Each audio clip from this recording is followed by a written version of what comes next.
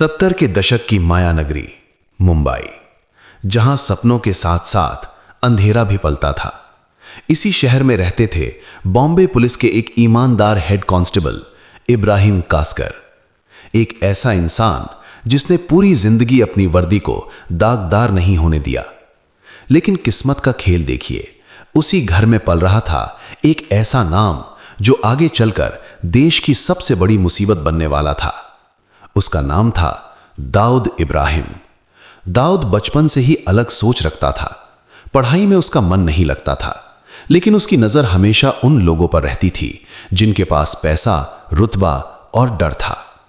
महंगी घड़ियां, बड़ी गाड़ियां और एक इशारे पर रुकता हुआ बाजार, यही उसकी दुनिया थी, यही उसका सपना। शुरुआत छोटी थी, डोंगरी की गलियों में चोरी, लूट और हफ्ता वसूली। लेकिन मुंबई उस वक्त छोटे खिलाड़ियों का शहर नहीं था। यहां राज था हाजी मस्तान, करीम लाला और यूसुफ पटेल जैसे बड़े नामों का। दाऊद ने कदम रखा करीम लाला के गैंग में, जहां उसका काम था स्मगलिंग का माल सुरक्षित पहुंचाना। लेकिन वो सिर्फ एक गुर्गा नहीं था, वो मौका देख रहा था ऊपर उठने का। और मौका आया एक बड़ी रकम के साथ, 2 लाख रुपए की फिरौती, जिसमें दाऊद ने खेल कर दिया। उसने पैसा छुपा लिया और यहीं से शुरू हुआ उसका असली खेल। जब सच्चाई सामने आई तो उसे गैंग के सामने बुरी तरह पीटा गया और निकाल दिया गया। लेकिन उस रात दाऊद ने फैसला कर लिया, अब वो किसी के लिए काम नहीं करेगा, अब वो खुद का बादशाह बनेगा। यहीं से शुरू हुई डी कंपनी।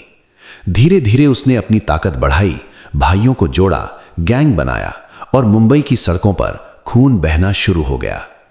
फिर आया वो पल जिसने उसे पूरी तरह बदल दिया।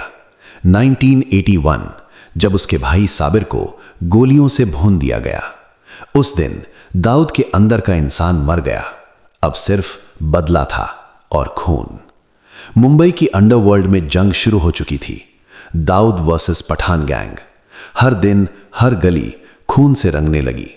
धीरे धीरे दाऊद ने अपना नेटवर्क फैलाया। पुलिस, नेता, बिजनेसमैन सबको अपने खेल में शामिल कर लिया। लेकिन कानून का फंदा कस रहा था। और फिर वो भारत छोड़कर दुबई भाग गया। लोगों को लगा कहानी खत्म, लेकिन असली खेल अब शुरू हुआ था। दुबई से बैठकर दाऊद ने अपने गैंग को एक इंटरनेशनल नेटवर्क बना दिया। भारत के हर बड़े शहर में उसके आदमी थे। और फिर आया वो काला दिन, 12 मार्च 1993। मुंबई धमाकों से दहल उठी। एक के बाद एक विस्फोट, सैकड़ों बेगुनाहों की जान चली गई। और यहीं एक स्मगलर बन गया देश का सबसे बड़ा दुश्मन। आज भी वो नाम डर पैदा करता है, एक ऐसा नाम जो कभी खत्म नहीं हुआ।